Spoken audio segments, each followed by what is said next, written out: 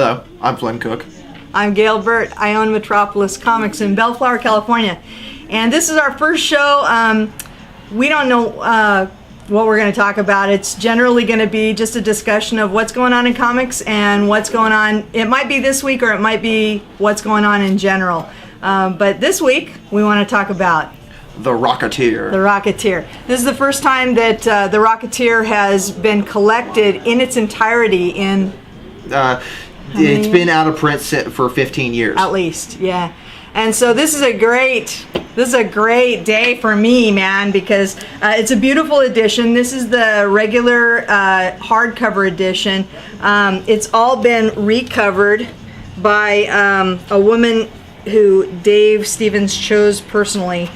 He loved her stuff, and I do too.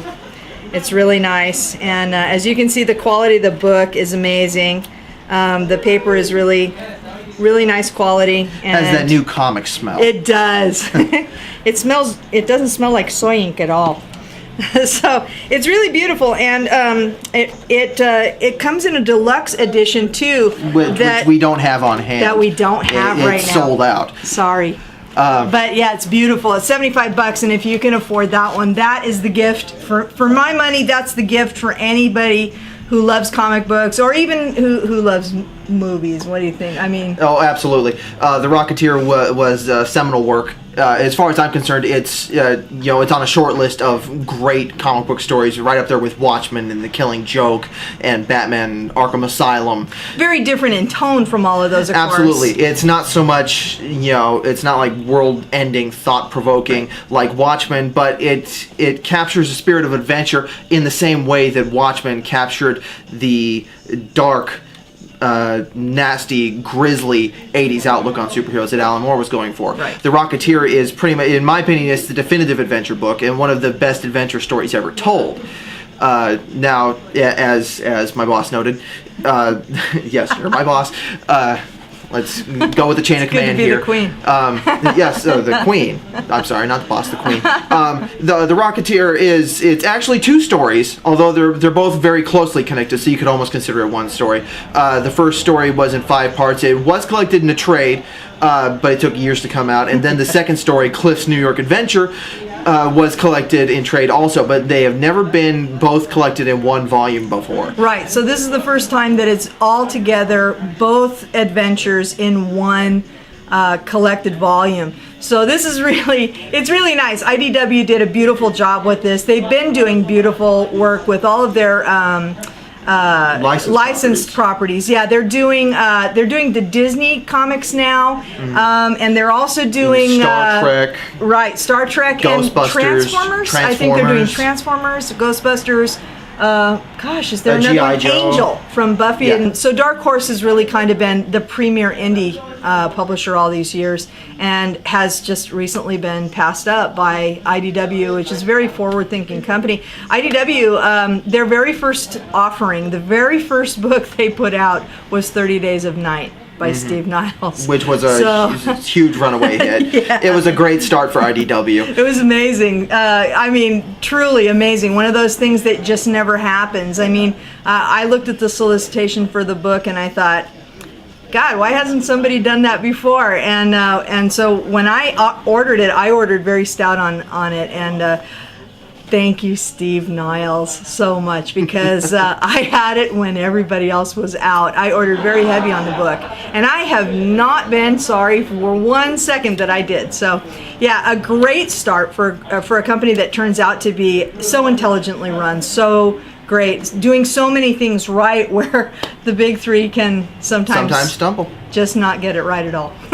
So yeah, so this one is a great book, and yeah, the deluxe edition comes with all kinds of material from the vault, behind the scenes. Dave pictures, sketches. Yeah, Dave Stevens' process, and the things he thought of when he did it. Also includes a bunch of additional sketches that aren't included in this. The standard edition includes the story and the relevant covers for each, but there's tons more pinup art in the deluxe edition. Right. It's as far as I'm concerned, it is the the comic Plus book that for edition Christmas. is this tall. Yeah, and comes in a so nice it's- slipcase. Yeah, it comes in a slipcase. It's really beautiful, and it's a beautiful gift. So Yeah, as far as I'm concerned, it's the comic book for Christmas. I think so too. And no, we're not getting a check from IDW, although all contributions from IDW will be cashed and appreciated. Oh, absolutely. But yeah.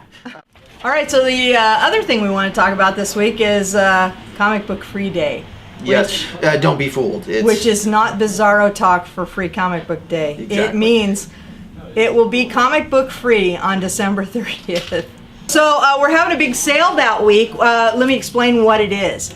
For the first time in, well, since I've had the store, a long time ago. there is, because of the way that the holidays fell this year, UPS's shipping schedule could not be made to accommodate all the stores in the country on Wednesday or Thursday of the week after Christmas and after New Year's. And so rather than having half the country back east not being able to get any books for the week, while West Coast stores were able to have a normal shipping week, the powers that be decided that the fairest way to handle the whole problem was just to skip the week and not send anything. Which, certainly isn't good for some comic shops. No, it's not. But it has some. There are some things happening. DC Comics is putting out Blackest Night #6, which that's going to be the only thing that comes new that week.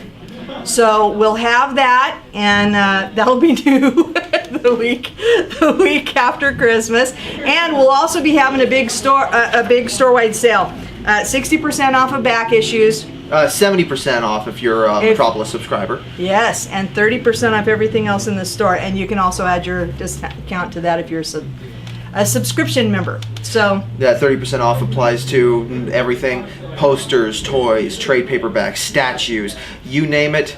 It's got a discount on it. Everything except new comics. Yeah, the new comics wall and items right here on the counter, which are for consignment, they don't belong to us. Yeah. Those belong to a friend of the store, and so those things are not subject to the same kind of discounts, but everything else in the store, except the new comics wall, items held in the subscribers' reserve boxes, and items that were special ordered and being held for them. You can't just wait until the sale week and then come pick up your stuff for a big discount, Exactly. Especially if you special ordered it. So, sorry. Those items are still regular price. Everything else is on sale. And so hopefully you come back here after you get the Christmas presents returned that you did not want, and take that money and get what you did want for a big discount. Absolutely.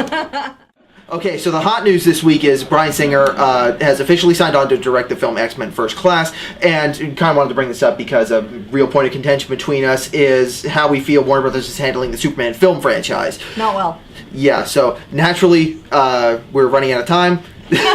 So we'll talk more about this at a later time, but for the moment, I think that they need to just reboot. I think they could start from scratch, go from, the very beginning with an all-new cast and an all-new script, and it would be great. While I loved some of the things about Superman Returns, there were a lot of things wrong with the movie from my point of view. So as beautiful as it looked, as beautifully as it was shot, I still didn't like it. I think a full reboot will only confuse modern audiences. They need to just bite the bullet and make a sequel to Superman But Returns. everybody knows who Superman is, and all modern audiences, whether they're comic book fans or Superman fans or not, they know who he is, they know who the character is. We don't need another origin story. We don't need to know anything else about how Superman gets started. All we need is a great story.